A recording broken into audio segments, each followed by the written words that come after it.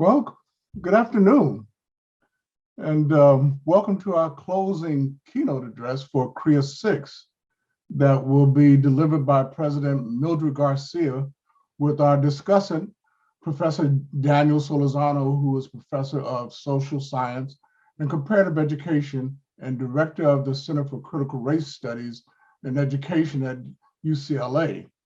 In 2020, Dr. Solorzano was elected as a member of the National Academy of Education. We also want to welcome him back as a CREA family member for his second call to duty, if you will, as he has also delivered a memorable keynote address for us. It is my pleasure to finally introduce my longtime friend and colleague, President Mildred Garcia, as a keynote speaker at a CREA conference. I've tried to make this happen since the very first CREA conference, but understandably, her calendar over the years of presidencies at 3 universities and now at AASCU would not accommodate her to attend. Then when we were finally able to get this scheduled, with her blocking out the time to spend 3 full days with us in Chicago, all of this happens. But I'm still more than happy for her to at least to be here in this virtual space and share one of her powerful messages that I have witnessed in a number of other occasions. But Millie, you're still gonna have to come back when we're live and in person, for sure. Danny, you too, we're bringing everybody back again, you know? Dr. Garcia and I met in 1997 when we were both on the faculty at Arizona State University. I an associate professor of counseling psychology, and she an associate vice provost for academic affairs. She would later become the vice provost for academic personnel, and shortly thereafter leave for her first presidency at Berkeley College in New Jersey. We worked very closely as lead evaluators on a large funded Ford Foundation project directed by our colleague, Professor Laura Rendon, that included school districts, universities, and community colleges across, I believe, 12 US cities and 3 international cities, one being Cape Town, South Africa. Millie was also a participant at the very first National Relevance of Assessment and Cultural Evaluation Conference that I co-directed and founded at ASU in 2000, and Professor Edmund Gordon was our keynote speaker. So Millie and I go way back, have stayed in touch, and have had the opportunity to work with her a couple of times over the years, as we also explore the opportunities to do so again.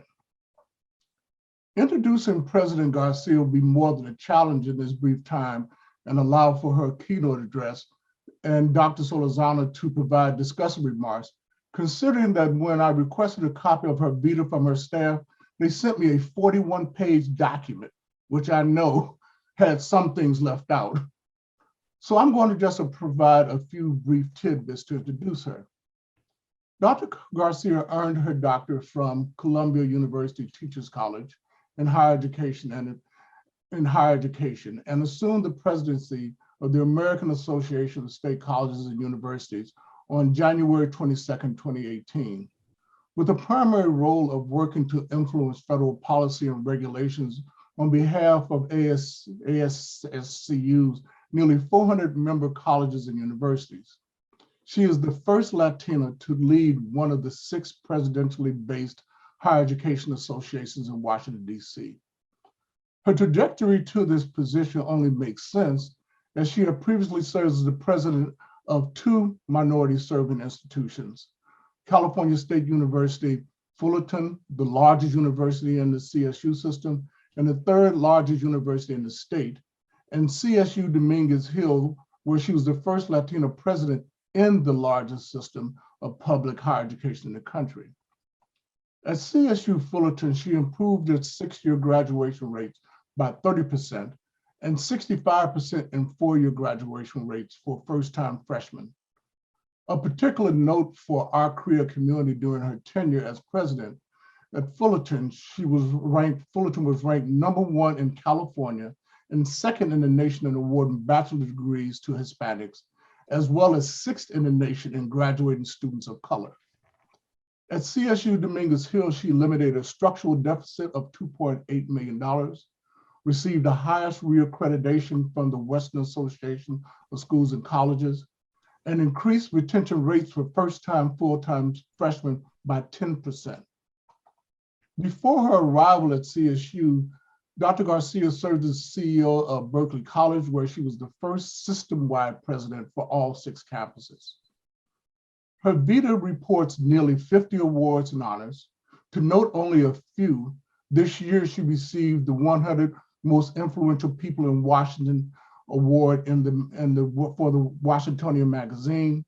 She has honorary doctors from Lehman College, State University of New York, Oswego, Ithaca College, and Pepperdine University, while also being the recipient of the Alfredo de los Santos Leadership Award from the 2018 American Association of Hispanics in Higher Education National Conference, American Council on Education 2017 Reginald Wilson Diversity Leadership Award, and recipient of the 2013 Mexican American Opportunity Foundation Latina Woman of the Year Award. She is currently a member of the Bill and Melinda Gates Foundation Post-Secondary Value Commission, Board of Trustees for Educational Testing Services, and Board of Trustees for PBS. I'm going to stop after this one, as I was quite proud to see she has now included her CREA keynote address to her vita. I give you President Mildred Garcia to share her thoughts in her address, Beyond Rhetoric, Evaluating Institutional Accountability for Diversity, Equity, and Inclusion. Take it away, Millie. Mil gracias. Thank you, Professor Hood, for that very kind introduction. You know, my dear friend and colleague Stafford Hood and I go way back, and he didn't talk about our trip to Puerto Rico as evaluators. And he has been trying to get me to speak, as you heard, at this event for several years. I am so happy to be able to do it now, albeit it's in virtual. And Stafford, yes, I'll come back when it's in person. And to the audience, I say, buenas tardes. I bring you greetings from Washington, D.C. You know, it's been a long 18 months since our lives were turned upside down by the pandemic. But I am grateful for the technology that allows me to be with all of you today. And the focus of this year's conference couldn't be more urgent or timely. I applaud all of you for being here and for the work you are doing in helping our institutions of higher education to more effectively hold themselves accountable in the critical work of integrating diversity, equity, and inclusion into everything they do. It's really relatively easy to say the right things. There have been so many comments out there and statements, although for some, it's still a struggle to say the right thing. But how do we move beyond the rhetoric of inclusiveness and actually assess our impact? What can we do at our colleges and universities to remove the systemic barriers that persist for many of our students? We see from research that students of color are not graduating at the same rate as their more privileged peers, as I'll touch on pretty shortly. So what can we do to level the playing field? I'm here to share my perspective on how leading institutions are doing just that. Some of them are. Leveling the playing field, and how do we scale up those efforts? Allow me to set the scene with a few words about our work at the American Association for State Colleges and Universities, known as ASCU. I feel blessed to be able to live my passion each day in helping our member institutions to deliver the best possible experience for their students. ASCU, as we call it, was founded in 1961, so we turned 60 this year. And I attribute that longevity to the fact that students really are at the heart of ASCU, a coalition of nearly 400 public colleges and universities and systems across each state, including Guam and Puerto Rico, with about 3.2 million undergraduates and 38% of the nation's public four-year institutions. We award more than 562,000 bachelor's degrees, or 42% of the more than 1.3 million degrees awarded by public four-year institutions. ASCU institutions educate a large share of what I call the new majority. And why is my screen not changing? There it goes. Okay, there we go. Ask you institutions are educating a large share, what I call the emerging new majority, the first generation, the students of color and or low income students. As you will see from this chart, the students of color at ASKU institutions are 39%. And you see the breakdown before you. The Chronicle of Higher Education recently broke down some of the stats reflecting our growing student diversity today for the entire undergraduate population. And it is 20.9% Hispanic, 13.3% Black, 0.7% Indigenous or Alaskan Native. And that's only projected to accelerate in the years ahead as the 2020 census revealed that the share of the white population fell for the first time in the census history. Our institutions are stewards of place, anchored in serving students from their communities. They represent a wide range of communities, but they share much in common: a learning and teaching centered culture, a dedication to research and creativity that advances their region's economic progress and cultural development, and a true commitment to the underserved student population. According to the research conducted by Chetty and Clor de Alba, ASKU institutions move the greatest number of students from the lower socioeconomic status to the middle class and beyond. They are engines of opportunity. And we know that today, these students need our support and leadership like never before in the wake of this horrific pandemic. But how exactly do we do it? How do we ensure that we aren't only recruiting diverse students, but actually meeting their unique needs and their challenges, and doing all of this during a global pandemic? The fact is that COVID-19 didn't just upend our entire way of living.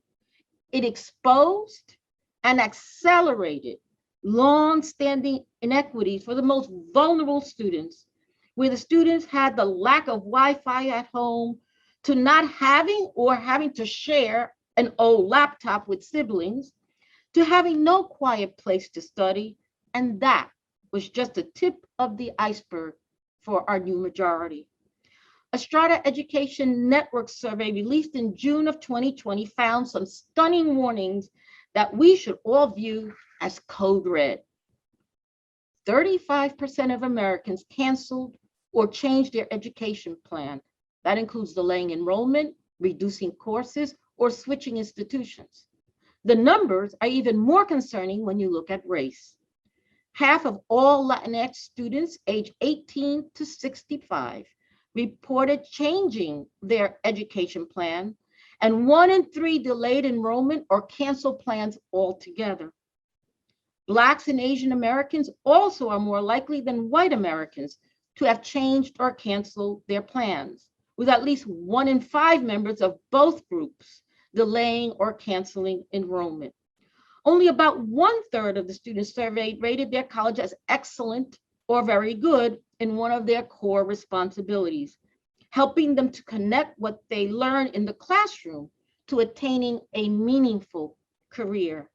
And 1 in 5 say that COVID-19 has hurt their opportunities for career exploration, with 1 in 10 reporting that their faculty and staff have become less available for advice and mentoring in our new virtual environment.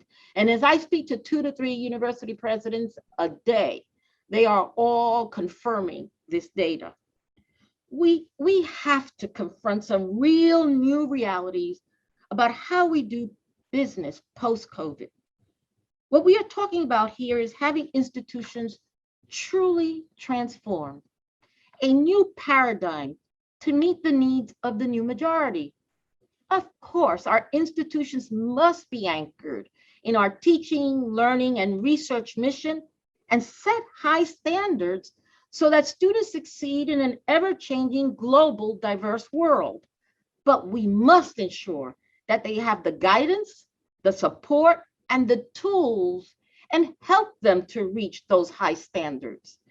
Our new diverse student body needs have to be addressed, and the institution needs to examine how they are utilizing data to evaluate its effectiveness in educating and graduating the students it admits. So if we admit the students, it is our responsibility to do everything we can to get them to graduation. Just like the Ivy institutions do, we should be doing it for the new majority. Colleges and universities need to utilize such data and evaluation to collaboratively develop an institutional strategic plan anchored in social justice, diversity, equity, and inclusion that is comprehensive, intentional, consistent, and measurable. While we in higher ed are good at creating plans, if we are honest, we are not as effective in executing, monitoring, and evaluating, and that is holding individuals accountable for its progress. Obviously, each institution has its mission, values, and goals. Thus, what I would like to do now is to provide the framework we utilize that Dr. Hood shared with you as I was president of Cal State Fullerton. In that framework, I will highlight those necessary elements that were important to the progress that was made, but also highlight where there was need for improvement, and finally add my thoughts on what each institution must include if they are really serious about getting beyond the rhetoric and beginning a process for institutional accountability for social justice, diversity, equity, and inclusion. So upon entering Fullerton in 2012, the institution had never had a strategic plan in its 55-year history. Further, the campus is in the heart of Orange County. While it had been known as the Republican county of the state of California and had launched Nixon and Reagan, the county was in transition. Although the predominant white population lived in the beach cities, families of color and low-income students were moving into the county for employment in Disney, Knott's Berry Farm, and the restaurants and hotels serving those theme parks. At the same time, Cal State Fullerton was also changing, enrolling and now educating the children and adults of those families, mainly Latinos and Asian Americans, that were mostly Vietnamese, with Westminster being one of the largest Vietnamese populations in the US outside of Saigon. The African American population in the county was 2%, and Fullerton was enrolling 2% because the CSU, while I was president, was not allowing us to have partnerships with community colleges outside of our region. Thus, Orange County was in the middle of a transition, exactly what is being seen across this country. The new majority becoming the dominant population in public schools K through 12, at the community colleges, the public state colleges. Upon entering as the new president of the institution had rapidly grown to over 40,000 students, 40% Latinx, 22% Asian American, 2% African American, and the faculty and staff, you guessed it, were mostly white. Furthermore, I was beginning my tenure as a president as the Western Association of Colleges and Schools, known as WASC, had finished its accreditation, and I was receiving the findings on the accreditation visit from the commission. Sitting there with an interim provost, the interim vice president of student affairs, and the chair of the academic senate, we heard the commission's findings. They were clear that there was an urgent need for the university to chart its course through a strategic planning process. While the campus community had been talking about it for years, they never completed a plan because they wanted to include what everybody wanted in that plan. As the commission chair looked at me in my first weeks as president, she said to me, how quickly can you get that strategic plan done? I must admit, I swallowed hard and looked at her. I said, we'll get it done in 6 months. They further shared that the graduation rates had been stuck at 53.5% for over 10 years, and that it was unacceptable. That there also seemed to be a disjointed and unfocused student support services, things like advising, and that there had been little movement nor an intentional process in place for the diversification of faculty and staff. The result was a 7-year reaccreditation as I walked in versus a 10-year, a huge blow for an institution that felt that they were the best in the CSU system. My first opening address to the campus clearly articulated the reality of the WASP reaccreditation report, stating that this entire campus will be focused on student success. I shared that we had to prove what we so eloquently stated in our mission statement, that we were indeed a campus that believed in educating a diverse student body and preparing them to live in a global, diverse world. As everyone in this audience knows, it is not only the faculty who plays a major part in the learning, retention, and graduation of students.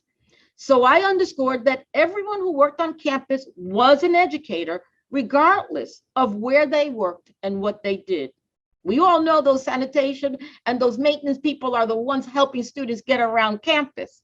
In my opinion, each individual plays a role in student success, and thus everyone, I said to them, should find joy when the institution has graduation and those students are walking across the stage. I began to establish that the institution will become data-driven, using that data for evaluating and decision-making. And my biggest surprise was that our campus community didn't even know much about the students we were serving. They were surprised at our diversity numbers, surprised at retention and graduation, or even the background of our students. It was important from the very beginning of my tenure to communicate that the goal was that all on campus understood that we would be using data to know more about the student body we were admitting, with at the very minimum, disaggregating data by retention and graduation, by major, by department, by gender, by race, ethnicity, and age. Obviously, after the opening address, we immediately focused on the strategic plan process and the completion of the plan. We instituted collaborative town halls, working to narrow the over 25 goals the campus had struggled with for many years down to only 4. We shared that there needed to be focus, that everything couldn't be a priority, and putting student success at the center of all we did would be that major priority. We even had a website for those who couldn't attend the town halls to listen to the recordings and provide input into the plan. And most importantly, we listened to the silences, reaching out to those in the university community who weren't speaking up, who weren't participating, but as we found out, had a whole bunch to say. Focus groups, town halls, surveys with youth, with our surrounding communities. We were sure to not only get input from the norm and what was seen as those powerful stakeholders in the community, but also from not-for-profits, communities of color, K-12, community colleges, and religious institutions using their language to get input. Multiple vehicles of communication were utilized every step along the way, providing summaries and content analysis of the information we were receiving. The university community supported and agreed, thankfully, on the 4 goals that were clearly centered on student success.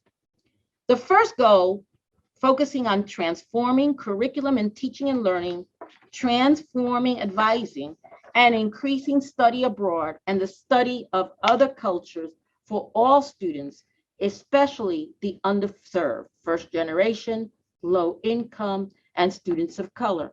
You will see that we have advising there and assessment, but we also had study abroad. But that study abroad was for underrepresented students.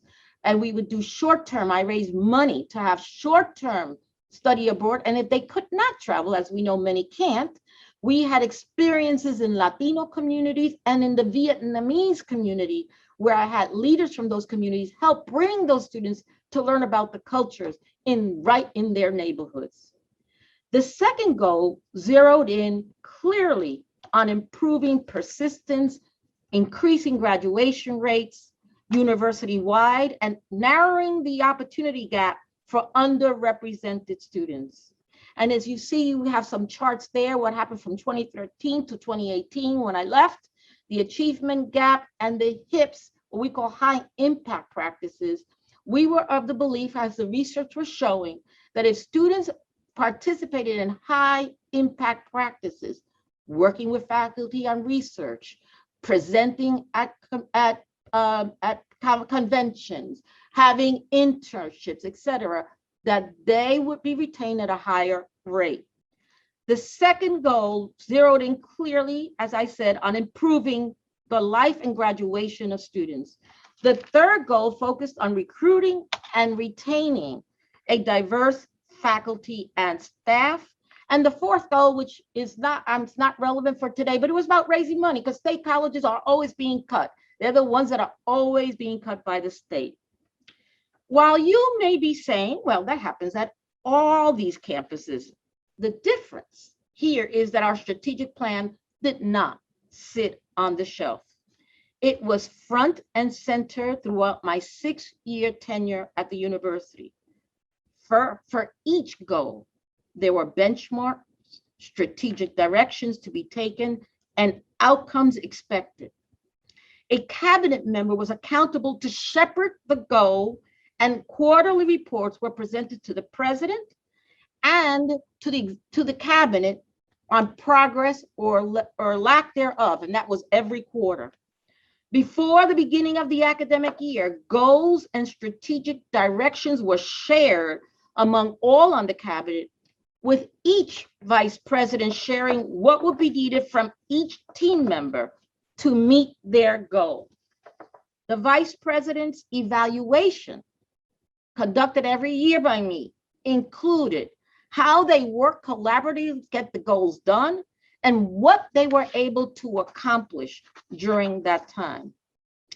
In the interest of time, I'm going to concentrate on goal 2 to show you some more how we use data and evaluation, which focused on improving student persistence, increasing graduation rates, and narrowing the opportunity gap for underrepresented students.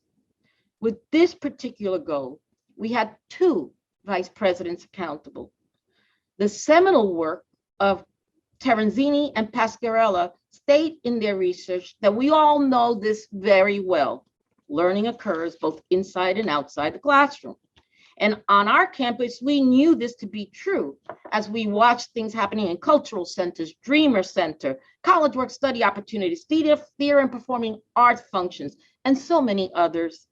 Thus, it was important for me to send the message that the Division of Academic Affairs and Student Development and Campus Life needed to work together towards closing opportunity gaps and increasing retention and graduation. We all have those stories, at least I do, how staff helped me in student support services to make sure that I graduated in my undergraduate degree.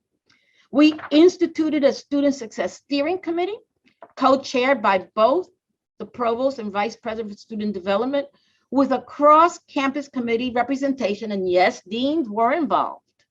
And for goal 2, and faculty and staff, and students.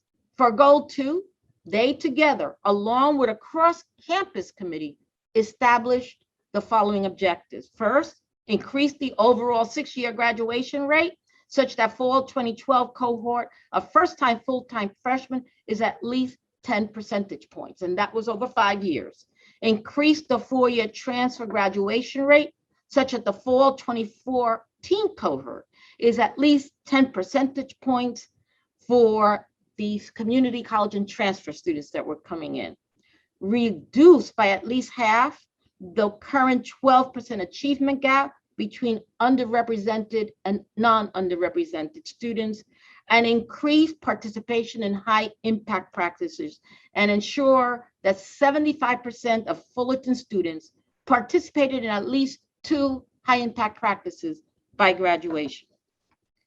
In fall 2014, the second phase of an innovative data-driven advising center system coupled with an early warning system based on data was established to expand the types of contextualized, timely, and intentional student interventions needed to significantly increase graduation rates, reduce time to degree, and narrow opportunity gaps.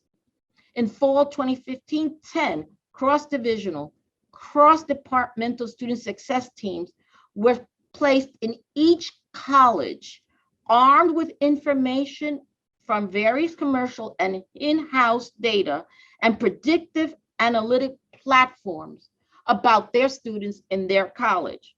For us, it was a new model fostering responsive, systemic, strategic experimentation model. For the university, it was a wholly new innovative structure, breaking down silos. We then assembled these teams into college success teams, operating as an innovative advisory laboratory within each college's unique context, transcending entrenched reporting lines and creating independent accelerators for the incubation and implementation of both advising approaches and helping students to succeed. And as you can see from this chart, each student success team in each academic college was chaired by the associate dean of the college, co-chaired by the assistant dean of student affairs. There were faculty advisors at the center, an academic advising center that was broken up into two sections, the retention specialist that took care of students between 0 and 60 credits, and the graduation specialists who looked at students who were 61 or more credits. In addition, there is a career specialist in those centers, and that was important. We have to understand that the new majority, they are looking for a better career. They want to go on either to graduate school or go on into a better career. So we had a career specialist, and they had a shared toolbox of technology that would address all the information they would need for their majors. Throughout the fall 2014 and spring 2015, the emerging student success teams developed and implemented the first phase of a wide variety of advising campaigns designed to increase graduation rates. In particular, they began by working with reducing graduation deferrals. One early indicator of the success can be found in the effects of the graduation specialists who spent the 2014-15 academic year reviewing 6,959 graduation candidates, and through their proactive advising, prevented more than 2,000 graduation deferrals, which means that they graduated. Our graduation rate increased by 6.6%. Additionally, we narrowed the achievement gap for underrepresented students by 3.3%, an improvement of 25%. After 5 years, the institution, as you heard Stafford say, raised its graduation rates to 67.8%, narrowed the opportunity gap for the first-time freshmen from 12.4% to 7.7%, and it eliminated it for transfer students. And of course, you heard from Stafford, we became the first in California and second in the nation for graduating Latinx students and sixth in the nation for graduating students of color. What is important to highlight is that this work must be strategic, focused, intentional, coupled with accountability measures. It is collaborative work, and it's not a one-shot deal. It is ongoing. Of course, Fullerton is not perfect. I left Fullerton still with much work to do, although there was progress. For me, it is still unacceptable that 35% were not graduating, and more needs to be done to find out what barriers the institution has that may be preventing student success. You know, like those wonderful dollars that students under $100 to get their books back, or a technology fee. What is it That makes no sense for our students. While I didn't cover hiring faculty staff, that too needs focus, attention, and execution. Briefly, for that goal, I appointed a vice president for human resources, diversity, and inclusion that worked in partnership with the provost, deans, and chairs to provide information on the number of diverse individuals graduating with terminal degrees, providing chairs with contact information on programs and universities that were working with graduate students in their fields or graduating students of color in their fields for which they were recruiting, and instituting a process and workshop for all search committees. Finally, holding back searches that did not have a diverse pool and providing faculty of color at Fullerton, those already at Fullerton, the opportunity to work with us as we hired faculty of color and underrepresented to be part of the onboarding process. That work needs to continue and needs work and effort. So my point in this case study, and what I'm trying to highlight, is what are the things that we need to pay attention to if we're looking about transforming, right? And I begin with that the president, utilizing their mission, must set the tone. All these mission statements say how they want to educate the most diverse student body. Well, the president must set the tone on student success for all students, but especially for the underserved, the students of color, the first generation, the low income, and those adults. Secondly, just this week, the New York Times had an article on tenure, and administrators have more power than they are using. We need to educate, yes, about the new majority, educate about the assets diverse faculty bring to curriculum, to teaching and learning, to scholarship. And we must hold the line and insist on diverse pools, ask tough questions about the decisions on appointments, reappointments, and tenure, ask tough questions when it comes to sabbaticals, ask tough questions about why certain people were not hired, and hold back on lines the following year. You know, if one chooses to be an administrator, you have to take hard stands and know everybody won't love you. And you can't be fearful of controversy or bad press.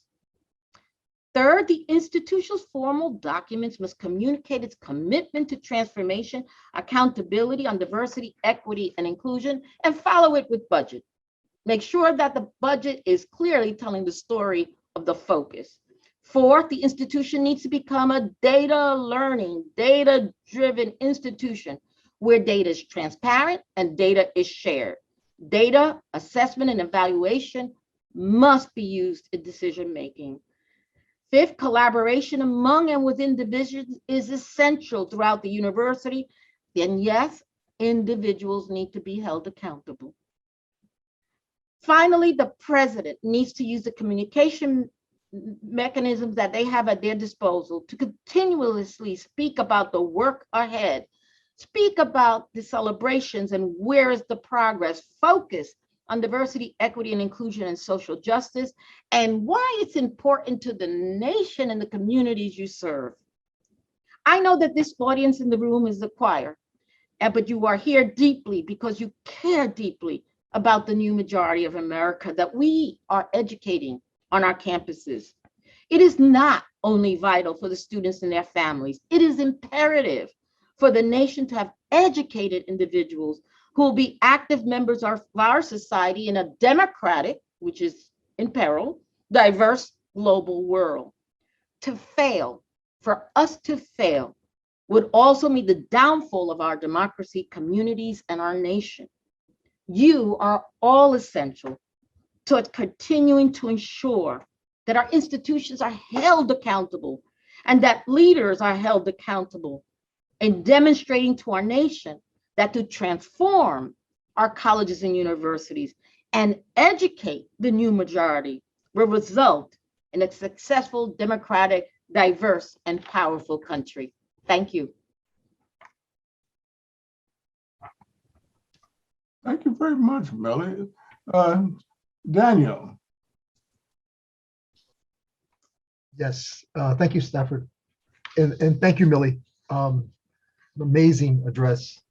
And I really appreciate your comments. And I'm going to do a couple of things. One, I have some introductory comments that I want to share with you, Millie. And then I have two questions that I'd like to pose as part of my remarks, if that's all right. That's fine. I'm trying to figure out how to stop sharing the screens, and I'm not figuring it out, but I'll work on it. Go ahead. That's all right. And because I think that you have provided leadership from the very first time that I met you, and I think that's where I'm going to start my story.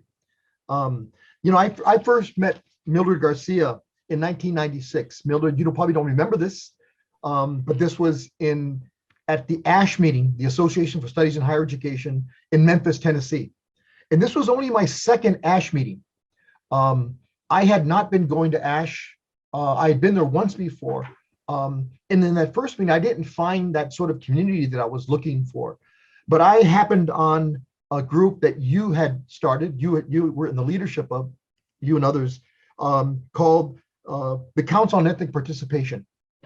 And in that space, you and the other leaders in that space just provided an amazing sort of community, a supportive community, a caring community for young scholars, for young faculty, for people who were looking for a space in a much larger organization like ASH. And it continues, and it's a result of your leadership then and your leadership now. I actually came to that space. That meeting's always in November, and I remember coming to that space in Memphis. It was my first meeting I attended after I got tenure at UCLA, and you and others, just recognized not just my accomplishments, but all of our accomplishments. All across the board. And I really appreciate that space. And you continue to develop those spaces. There were only really three other spaces that I felt that way up until that point. One was the National Association of Chicana and Chicano Studies, their annual meetings that I would attend prior to that and during that time.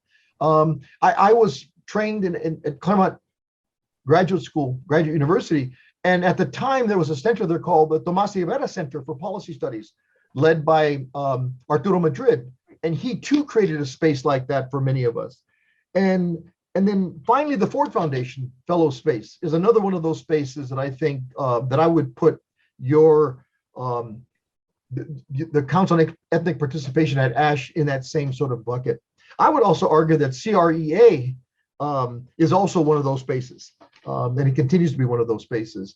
And so I just want to mention that. I'm going to fast forward to 2013, because in 2013, that same Council on Ethnic Participation gave me the Mildred Garcia Senior Exemplary Scholarship Award. So I want to thank you for that. I think I thanked you before. But again, we sort of came full circle around as someone who is involved in higher education, and I want to thank you. I'm going to move to a second comment and start with the CSU, the California State University system. As you know, as many of us in this room know, it has 23 campuses. It's probably the largest public four-year college system in the country. It was established in 1857. It's now 164 years old.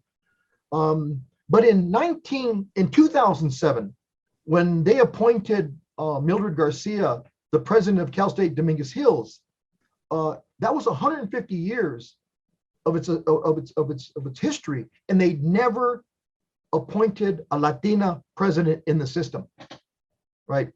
You went on to become, I suppose, the second president at Cal State Fullerton that you just talked about earlier. And in this 164-year history, there's only a third now. Adela de la Torre at San Diego State University. And I think that is really a challenge, I think, for many of us, right? That spaces like, or systems like the state university system, like in California or other universities, other systems, are not providing opportunities, are not tapping into leadership opportunities for women of color, for men of color at each of these institutions, but you were a leader in this. You were clearly a leader in this. I want to sort of recognize that. And I say here, as you shared with us, if we were going to move beyond rhetoric on how we evaluate institutional accountability for diversity, equity, and inclusion, we must deal with issues of systemic accountability when it comes to leadership of color in all segments of post-secondary education. And I would add K through 12 education here. In many ways, and I've heard you say this, Dr. Garcia, I mean, you are our North Star. You are who we look to in many of these questions. At least this is who I look to because of all the people you've mentored, all the women and men of color you've mentored in leadership across the country and probably across the world. And I want to thank you for your address today and your leadership for these decades. But here's my questions. My two takeaways that I want to share with you and see how you might respond. I'll start with one and I'll let you respond, and then I'll ask the second one if that's all right. You probably know Eloy Oakley Ortiz. Eloy Oakley Ortiz is the chancellor of probably the largest college system in the country, the California Community College, with 116 campuses. Eloy is now, I believe, in Washington working in the Department of Education. But in about 2 weeks after the death of George Floyd, within 2 weeks, Eloy brought together his cabinet, and it was you can find it on YouTube, everyone. It's an amazing meeting where he shared just how he was feeling about the death of George Floyd, the murder of George Floyd, and he committed himself to doing something about this racial reckoning at the campuses that he held leadership under, which are the California community colleges. And he had an action plan. And he had one item in the action plan, although I would look at all 7 items. I think it's around 7 items of the action plan. But the one that really caught my attention was item number 3. And this is what he said, or this is what the action plan said. He said, campuses, and he's talking about all 116 campuses, must audit classroom climate and create an action plan to create inclusive classrooms and anti-racism curriculum. He's really calling for equity audits in our curriculum, in our classrooms, etc. As someone who went to a community college, as you've mentioned a number of times, whose doctoral dissertation was on community colleges at Columbia, and who's worked in community colleges, what are your thoughts on Chancellor Oakley's action plan item on inclusive classrooms and anti-racist curriculum? And how would you sort of extend that sort of that call or that action that he's putting forward beyond the community colleges into the four-year institutions that you represent? So I would say to you, we also did that equity audit at Fullerton, and it was very illuminating for the faculty of color who were the trailblazers for Cal State Fullerton, right? And learning not only about how faculty of color felt, but LGBTQ. We also started to have workshops that was funded by the budget. Remember, you got to follow it by budget. During intersession and during the summer, for faculty who are interested in transforming their curriculum into inclusive classrooms that looked at diversity, equity, and inclusion. I will tell you that the ASCU institutions, those regional comprehensive institutions that have masters and a couple of doctorates, not highly researched, are very focused on this because those are the students they're serving. And the students, let's not forget the students, they have power. And I will tell you, those students are demanding that power on these campuses. So the institution has to do a couple of things. I think, first of all, having workshops and bringing in speakers. And what I found that was really helpful is bringing in someone of color in a discipline that they respect to talk about their research and how they include it. The faculty will start to listen, because who doesn't listen to a MacArthur genius? Who does not listen to people who are highly acclaimed across the country for being the experts in the field. The other thing I would say is we have to do a better job, and I started doing this before I left, is to have conversations in colleges, in divisions, on how to have civil conversations about race and be able to have deep discussions and talk about the benefits of what this brings to scholarship, which is, and to teaching and learning. And if you are a professor, at least the ones I know, they want their students to learn. They want their students to enter their discipline. That's another thing. And we have to touch them so they can see the world through their eyes so that you could see, so then they could be part of your world. So we have to connect. And so there is a whole way of an institution, if they're serious, doing the equity audit, but going way beyond that and having the opportunity to transform the curriculum, bringing in speakers, having, I don't want to say safe spaces because you shouldn't feel comfortable, having spaces to talk about race and issues of diversity, equity, and social justice, and what that means to teaching, learning, and scholarship. Thank you, Mildred. I have to say that I would like to say that UCLA is doing an equity audit in the way that you talked about, or the way that Chancellor Oakley talked about, but we're not. We're just not doing that. And I again, we have to push, maybe in our individual units, whether it's our schools or our departments, and that sort of thing. But I wish it was a system-wide or university-wide effort to deal with some of these issues in our respective schools and departments. At least at my institution, but I would imagine every institution. So here's what I will say. I think there's some hope for California. I mean, there are two systems I love. CUNY, because I graduated from CUNY and they gave me my start. And California State, because I gave them 12 years of my life and I know the student body that you all serve, and California in particular. I have some hope with the new chancellors that, I mean, they're just starting, and they're starting in the middle of this horrific pandemic. But the new chancellor, Joe Castro, who comes from the Valley in Fresno, who understands, and then we had Michael Drake at the UC. And I'm hoping that because of who they are, they understand this new student body that is coming before them. Because quite frankly, if they don't, students will go somewhere else. And sometimes students go to places that they shouldn't be going to. Yes. Yeah, I just want to reaffirm what you said.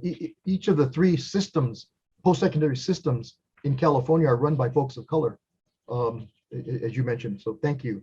The second question, Millie, is something you mentioned in both your remarks, or you alluded to both in your remarks, but also right now in your response to this question. And there's a concept called cultural taxation.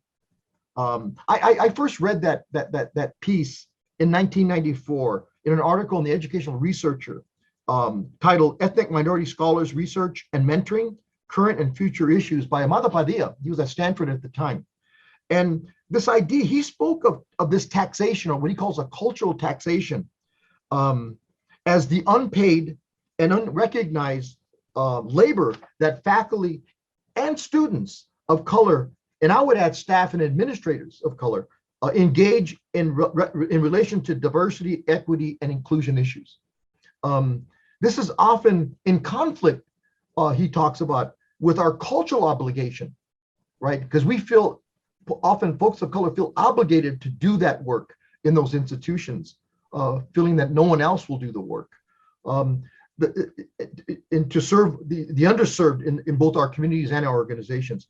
How can we, here's the question, how can we recognize, compensate, and reward this cultural taxation in evaluating institutional accountability for diversity, equity, and inclusion on our colleges and universities?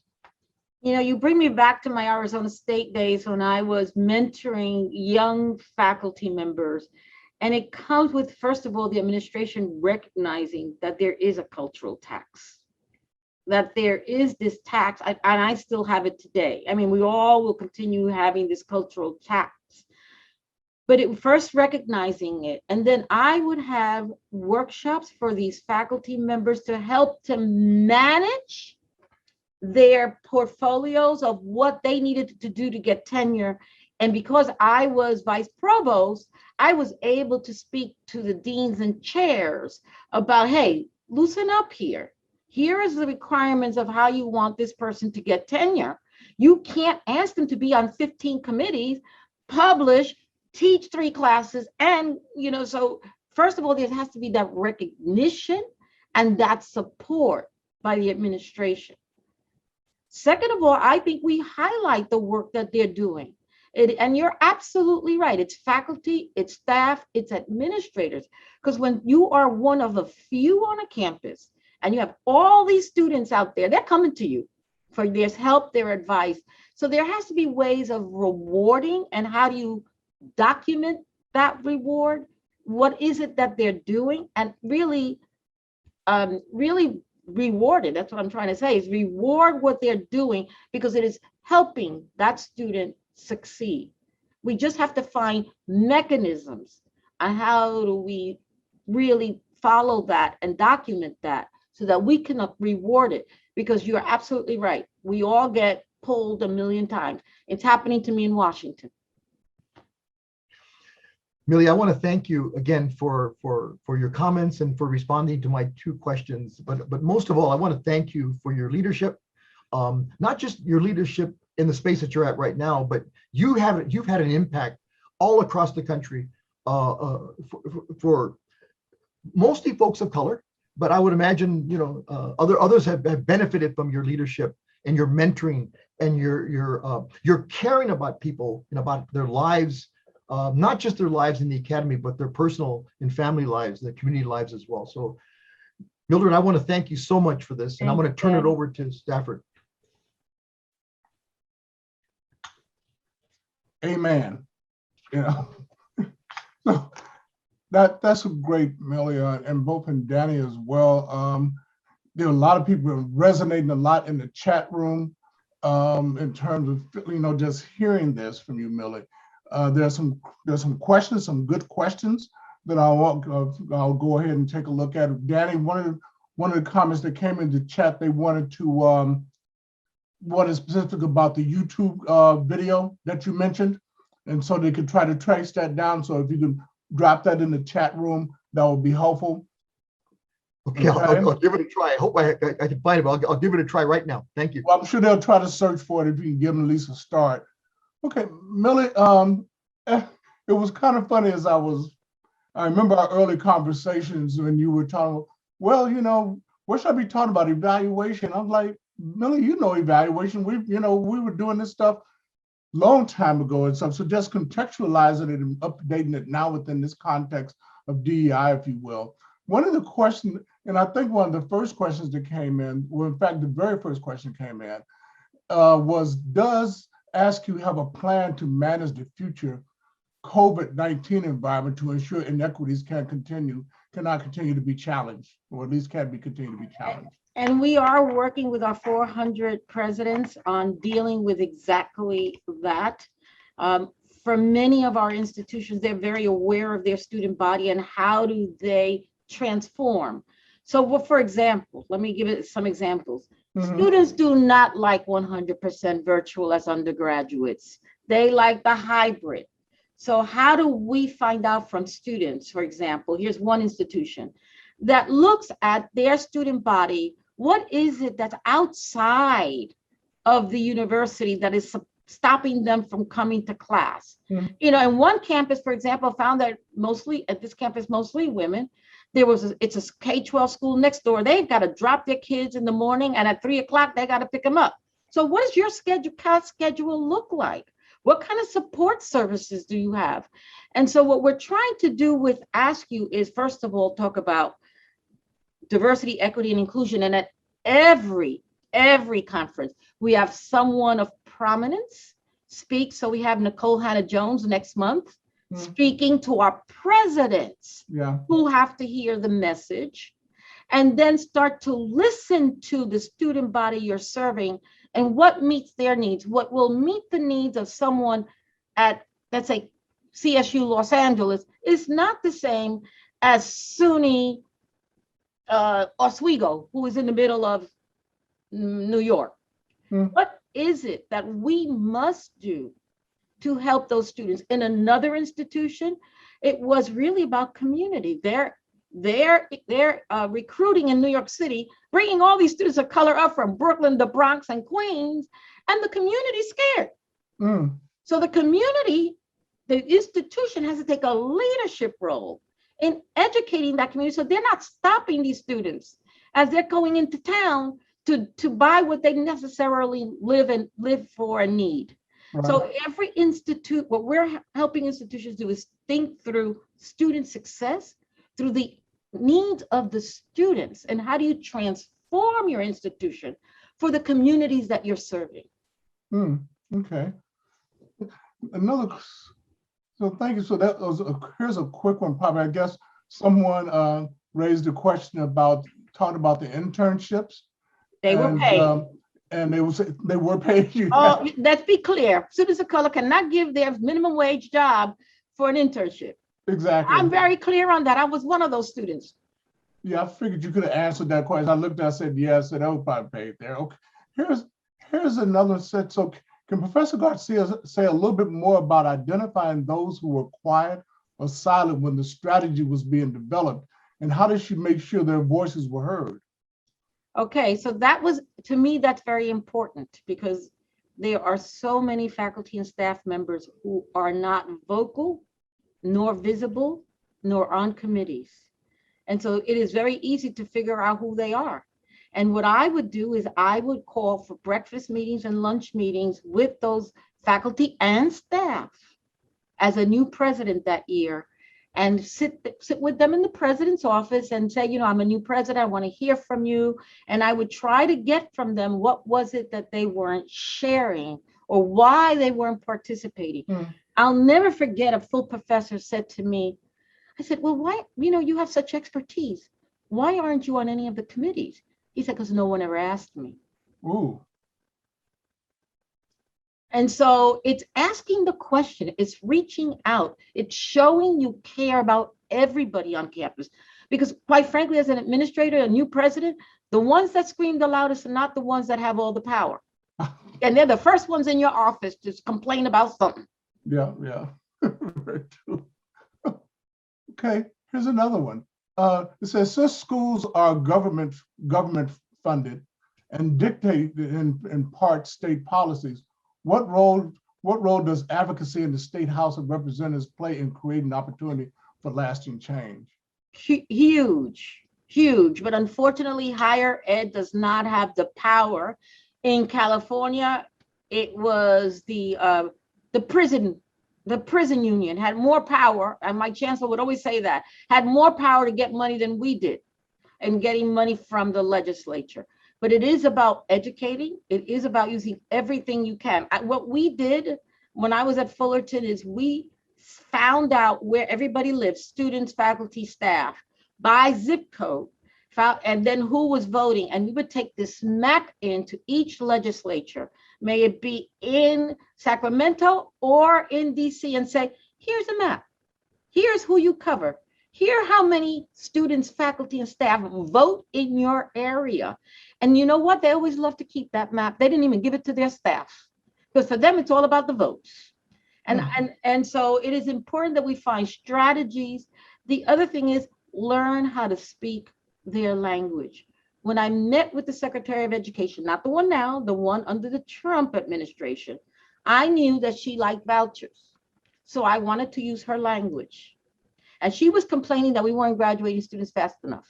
So I looked at her and I said, well, we believe in vouchers. If you gave us year-round Pell, we may be able to get students graduated faster, because quite frankly, the Pell is a voucher. The student takes that voucher to the school where they want to go. So use their language to get your point across so they'll listen. Okay, great, thank you. Okay, another one said, so what opportunities and challenges do you see as quick wins to better support the success of scholars, faculty, and institutions in a more culturally responsive and inclusive way, given the unprecedented experience we have from the last 18 months with online education? For example, supporting students with varying access to internet and home environments, or engaging faculty from remote locations to increase diversity. And also, I'm going to mention too, Danny, if you want to jump in on any of these comments too, you should do so as well. Okay. So the question is, Stafford, is how do we have quick wins? Is basically what she said is that how do we see a quick wins to better support the success of scholars, faculty, and institutions in a more culturally responsive, inclusive way, given the unprecedented experience we've had with online education in the last few months or the last 18 months. So let me talk about a couple of things our institutions have done that in the City University of New York, presidents, administrators were actually going to people's homes with computers. That they had a partnership. I think it was Apple, but don't quote me on that. They had a big partnership that helped them buy computers. Yeah. And they actually went on their own because people were afraid to be on the train or the subway in New York City. Yeah. To deliver laptops and hotspots for students. So that was one thing. That's a quick win. The second quick win was in an urban area.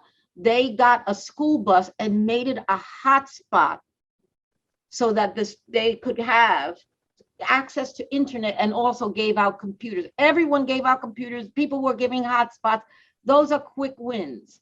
The other thing that happened immediately at Texas was one of my institutions immediately did virtual professional development and how to teach online to faculty and how to do advising. Those are quick wins. So the institution had to they got money from the government, started using that money to help students be educated. Okay, thank you. I have a question I'm going to ask you later, but I want to get to one question that came in from one of our colleagues in Australia. And she wanted to know where can we find examples of equity audits? Any references on that at all? Yeah, I will tell you, I left that up to my HR. There are plenty of companies in the country that do that. And I don't have those names on the top of my head, but perhaps Danny, who did UCLA's? Actually, we haven't had an equity audit at UCLA. Oh, okay. But I think in Eloy's office, he's no longer there, but I think it was Daisy Martinez took over as interim.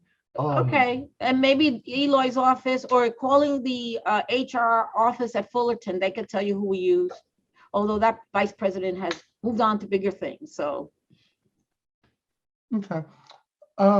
So Millie, I'm going to take us back a little bit, and then I'm going to an earlier experience. But I actually got two questions. One is about if we're going to truly do a substantive evaluation of the DEI stuff that we're talking about, particularly now in this new environment,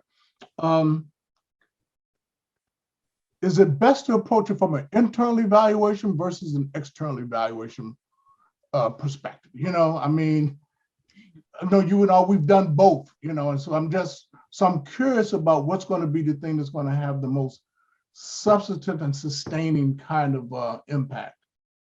If you can get an expert that the campus, not everybody, but the majority of campus would respect, I think an external one is better. Because sometimes people will say, oh, this is the friend of the president or the friend of the provost or the friend of the academic senate. But someone who is as objective as one could possibly be, nobody's really totally objective as we know, but as objective as one could possibly be, I would love an external evaluation. Okay. Now so this is the part two of this one. And I'm sure you will probably remember this. You and Ben Quillian had me to come down to Long Beach to speak to some of the presidents and some of the senior administrators there at the CSU system, and particularly to kind of just introducing them to the notion about culturally responsive evaluation. And I believe you were at Dominguez Hills, and I don't think you had left to go to Fullerton yet. And so I'm curious, as we start to think about this strategy or think about this work that this collective community does in both culturally responsive evaluation and assessment, how do you see that contributing, or what is the vehicle for doing this, like say within this whole, this universe now, of DEI evaluation, and from the evaluation perspective that we talked about, Is it doable? I mean, what is the best way to get this done? I mean, obviously it's different. It is different, but what people are experiencing needs to be addressed. And so even if it's virtual, we have to, I think we're going to go back to a hybrid way of life. And I do believe that we have to continue finding mechanisms to have these audits, to have these discussions, to have these workshops. As I said in my talk, this is continuous. We are not going to see 100% improvement in our lifetimes. This is a continuous education. Presidents change, provosts change, people change, and people try to go back to the way they were, and we have to continue pushing forward. Yeah. Now, the challenge, as we know, oftentimes, and I agree that I thought that the external evaluation is probably going to be the one that would have the most, I can't say objectivity. I mean, we all bring our biases to our evaluation work that we do. But in terms of doing that work, and then for me, I've oftentimes commented that some of my best evaluation work ended up in the X file. And that file is the one that was in the trash, I think, because I think about when I was doing bureaucratic work, that they look at it and say, that's nice work, but when you come back and look as to whether anything has been done since you're doing it, how do you sustain it? How do you make sure that evaluation work moves forward? It's about who you're working with. That's the one thing, that variable that we have to figure out, who are we working with, and as a consultant, and you and I have been consulting, I know Danny has as well, is figuring out who are these people that are asking you to do this evaluation? What is their evidence that they're committed to this? And having, I'm a New Yorker, I'm pretty frank, and I always ask the question, how serious? I don't want to do a report that you're just going to throw away. I have better time than that. Exactly. And also look at the evidence of what that person, if you know this person has never done anything in their lives and they just need a cover to make their reputation look good, I'm not interested. Yeah, I'm there. I mean, I turned down a lot more than I exactly at this stage of the game. Okay, well, this has been great, Mel. I mean, it's been great having both you and Danny here at the same time. Has just really been very fulfilling for me, Well, I have to give a commercial, Stafford. Okay. We do have the Millennium Leadership Institute that was founded 22 years ago to diversify the presidency. Yeah. We have the Emerging Leaders Program. We have 165 presidents, some in their second or third president, who are people of color, who today went through our program. I continue to mentor in these programs. All the mentors are majority people of color and women. And if you are interested, I suggest you look us up. Yeah, I'm glad you went ahead and mentioned. I mean, we've talked about that Millennium Program a couple of times, and so it is an incredible program. So, closing comments from you and from Danny, and then we'll. This is like coming home, right? It's coming home to dear old friends who I've known for so many years. To the audience who I haven't seen, I know that their heart is where we all are. We don't do this for money, quite frankly. Yeah, we have to pay our bills. Let's not get crazy, but we could be making a hell of a lot more money doing something else. But we are in love with our communities. And as a first-generation college student, I know that I've got to give back because public education has given so much to me. And so I thank you, Stafford and Danny, for leading this group. It is an honor to be part of it. I just love being around people who are really fighting the good fight because it's essential and vital. Great, thanks, Millie. Danny. Thank you, Mildred. And it was just so nice to be in this panel with you, Stafford, and Millie. I just can't wait. I look forward to meeting in person in Chicago next year. I want to be in community with you all and have conversations, not just in spaces like this, but in hallways, over coffee, over drinks, or whatever we do, meals. That's what I'm looking forward to, having engaged conversations with you around these issues. And thank you, Stafford, for the invite these last 2 years. Yeah, thank you very much. And I think we'll be getting those notes from a number of us who, being in person with each of us, we were saying I sent a couple of notes this morning about after a very engaging day at a CREA conference, and then the evening festivities start to talk, where we start to further interrogate all this stuff, as well as enjoying ourselves in the process of doing it. So thanks to both of you all very much. I'm going to provide some closing comments, and then as you know, Danny, as well as Millie knows, that this is the way that I've always rolled, is that there's going to be our formal indigenous closing prayer. So we will, but thank you all for being here. We're winding down, and thanks so very much. And we look forward to seeing us all together in person. Okay, great, thank you. So I'm gonna get to this. Let me pull my notes up here for some closing comments here. Okay, well, folks, we've arrived to the closing of our CREA 6 2021 virtual conference. That has been yet another learning experience for us as a community. My sincere thanks to all of you for making this one happen in this way at this time.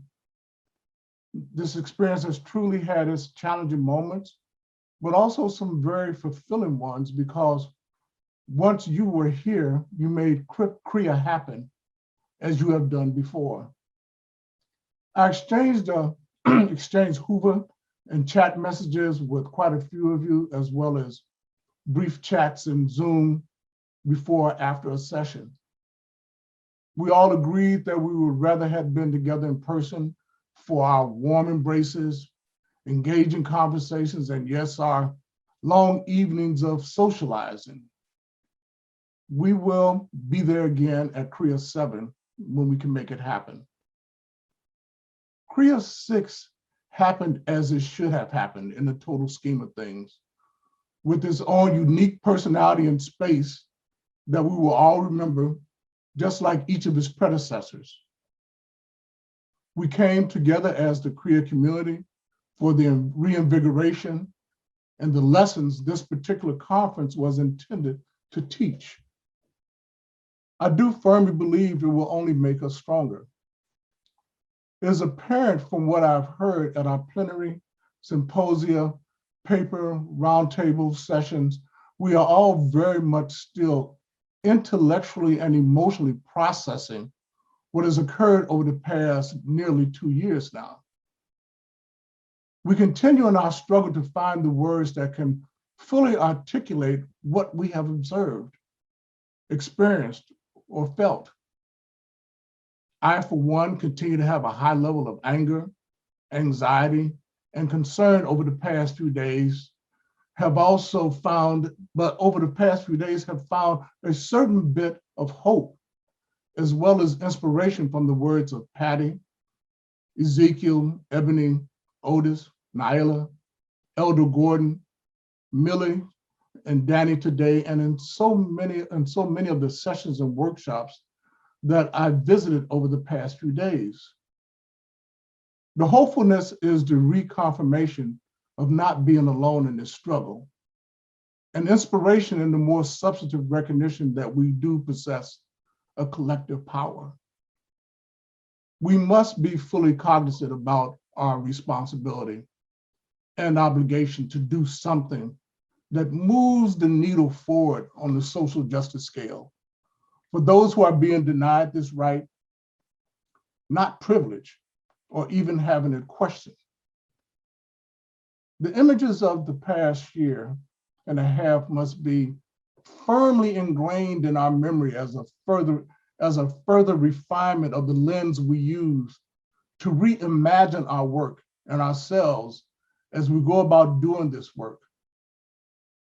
I heard some of this reimagining in the sessions I visited as you discussed your research, practice, projects, and what will be forthcoming in your writing and reporting.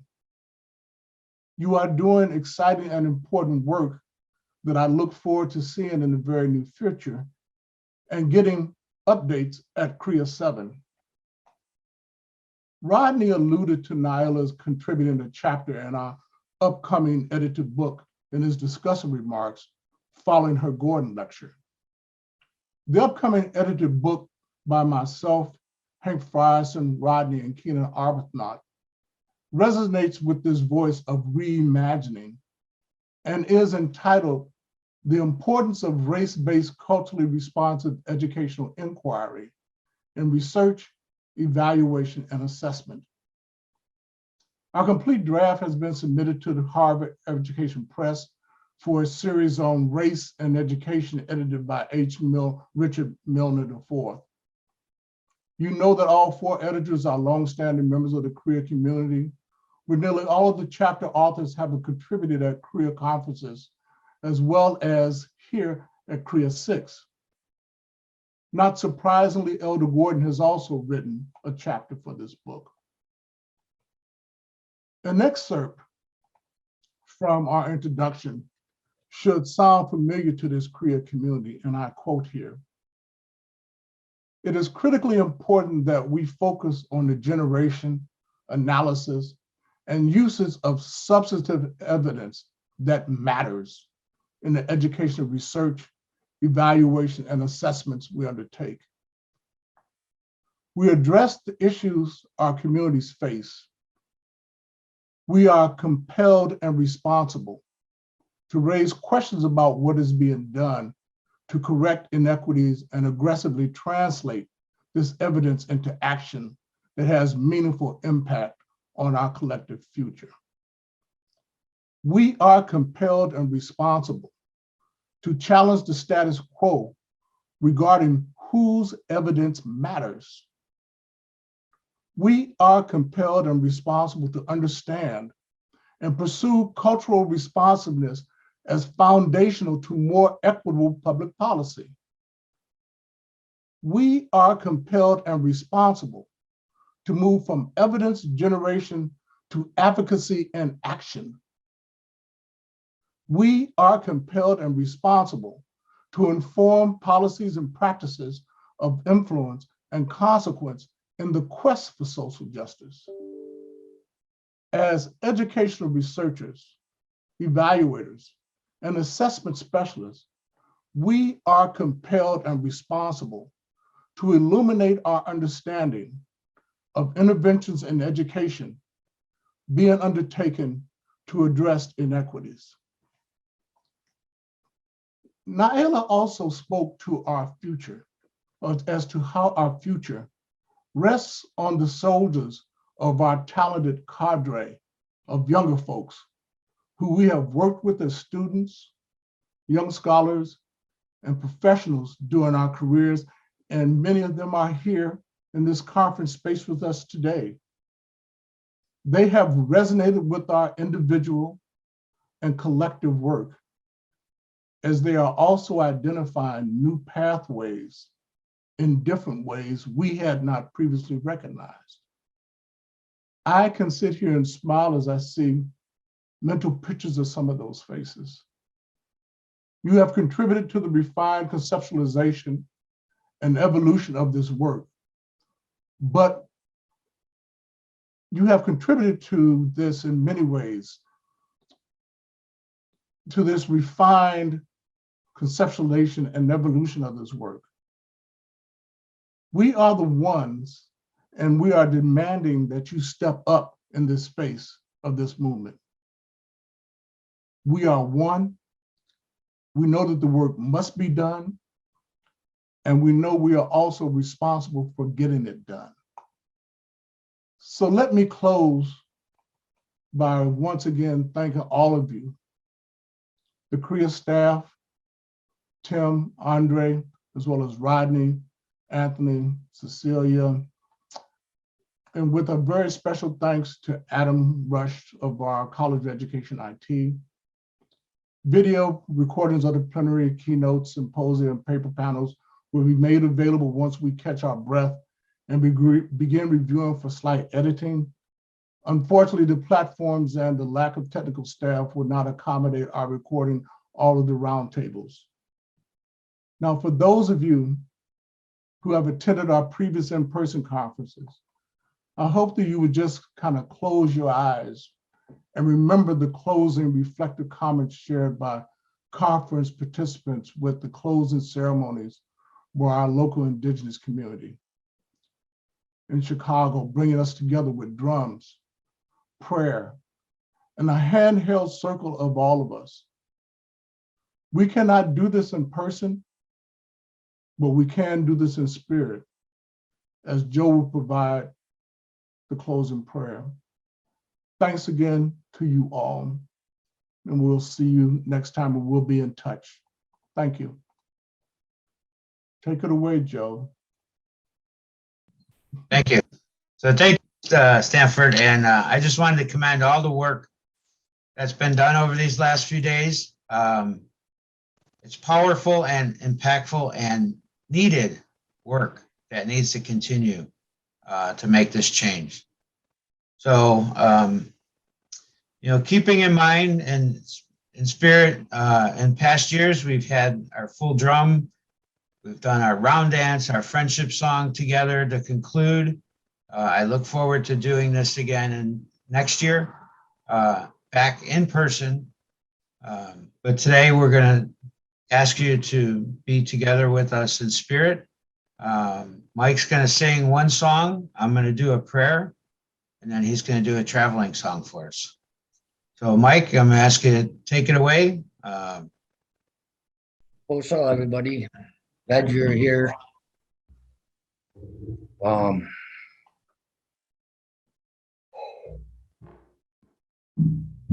Way ya, hey ya, way ya, hey ya, hey ya, way ya, well, hey ya, way ya, hey ya, way ya, hey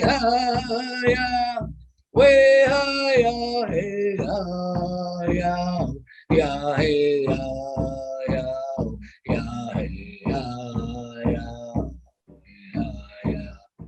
Hey, hi, hey, hey, hi, hey, hi, way, hi, hey, hi, yeah, hey, hi, yeah,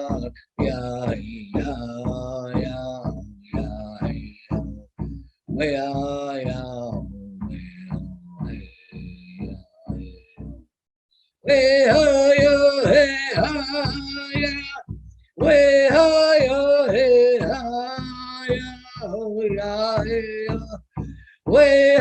well, hey, way, hey, way, hey, yeah, hey, way, hey, hey, way, hey, yeah,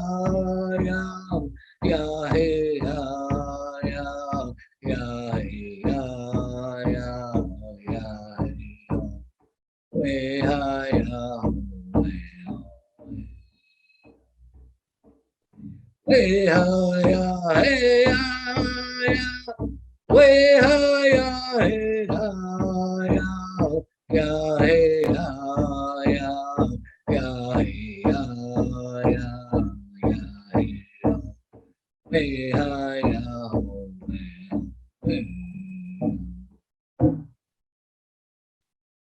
All right. Thank you, Mike. I want to say this prayer, and again, as I open up the conference, it's okay to sit, to be close to the earth when these prayers are being done.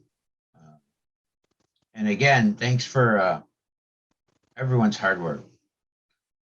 So hold on to what is good, even if it is a handful of earth. Hold on to what you believe, even if it's a tree which stands by itself. Hold on to what you must do, even if it's a long way from here. Hold on to life, even when it's easier letting go. Hold on to my hand, even when I'm gone away from you. I ask for the Creator to look over all of us, to bring us strength, guidance, protection from this virus, and that we're all healthy and happy and are able to meet again next year. So thank you to Stanford and all the whole crew of CREA who made this happen, and short change kind of to go from in person to virtual for safety. thank you for the hard work that made this happen over these last few days. Okay, I'm gonna ask Mike to do a traveling song, and then wish you each and everyone the best you can be. Mike, take it away. Traveling song.